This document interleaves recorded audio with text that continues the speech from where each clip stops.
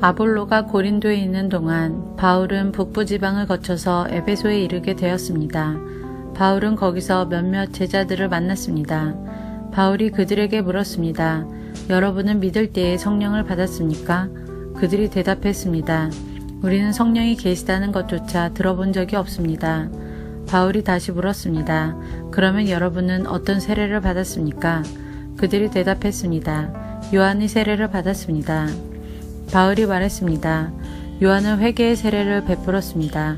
요한은 사람들에게 자기 뒤에 오실 분을 믿으라고 외쳤는데 그분이 바로 예수님이십니다. 그들은 이 말을 듣고 주 예수님의 이름으로 세례를 받았습니다. 바울이 그들에게 손을 얹자 성령께서 그들에게 내려오셨습니다. 그러자 그들은 방언으로 말하고 예언을 하기 시작했습니다.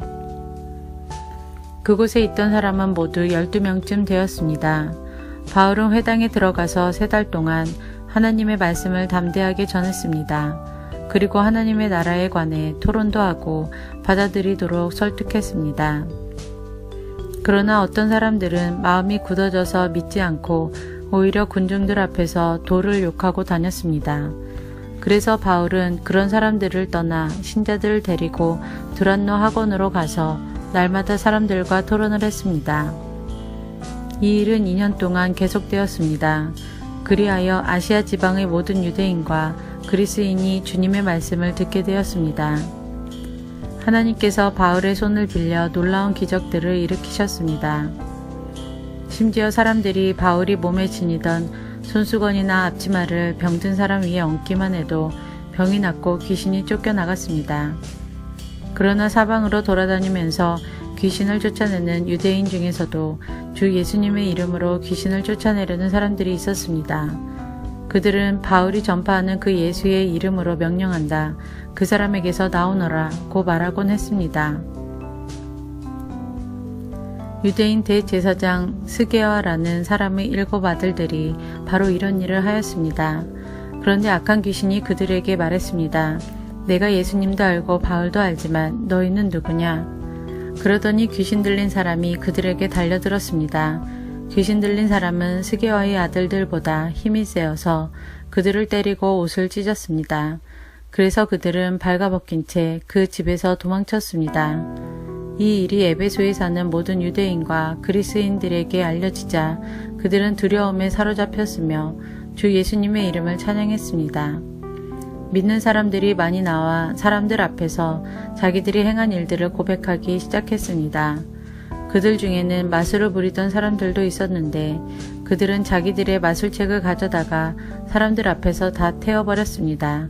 그 책값을 계산하면 은화 5만 개가량 되었습니다. 이렇게 해서 주님의 말씀은 점점 힘있게 퍼져나갔습니다. 그 후에 바울은 마케도니아와 아가야 지방을 거쳐 예루살렘으로 갈 결심을 하였습니다. 그리고 나는 예루살렘에 갔다가 로마도 꼭 가봐야겠습니다. 라고 말했습니다. 바울은 자기를 돕는 사람 가운데 2사람, 곧 디모데와 에라스도를 먼저 마케도니아로 보냈습니다. 그리고 그는 아시아에 얼마 동안을 더 머물렀습니다.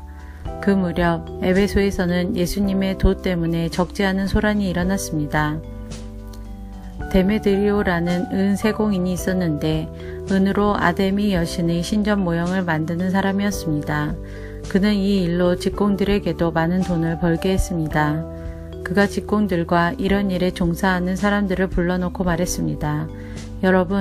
여러분도 아시다시피 우리는 이 사업으로 소득이 꽤 좋았습니다.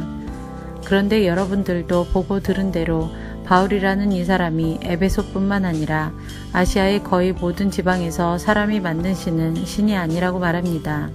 그는 수많은 사람들을 설득하여 그들의 마음을 돌려놓았습니다.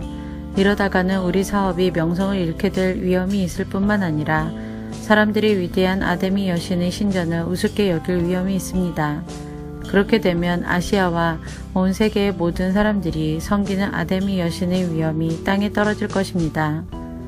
이 말을 들은 사람들은 격분하여 에베소의 여신 아데미는 위대하다 라고 소리 지르기 시작했습니다.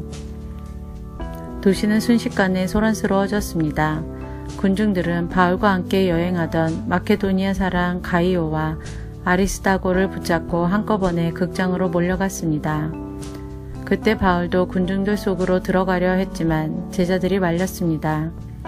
또 바울과 친하게 지내던 아시아의 관리 몇 사람들도 사람을 보내어 바울더러 극장에 들어가지 말라고 권했습니다.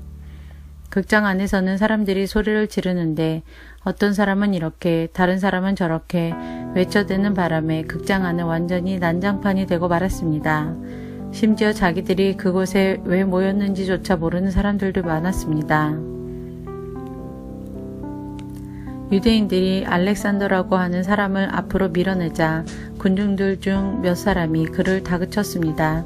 알렉산더가 손짓으로 사람들에게 조용히 하라고 한 후 군중들에게 변명을 하려고 했습니다.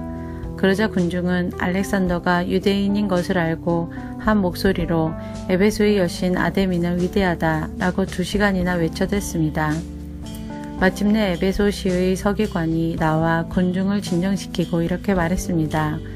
에베소 시민 여러분, 에베소가 위대한 아데미 여신의 신전과 하늘에서 내려온 그 신상을 지키는 곳이라는 것은 온 세상이 다 아는 사실입니다.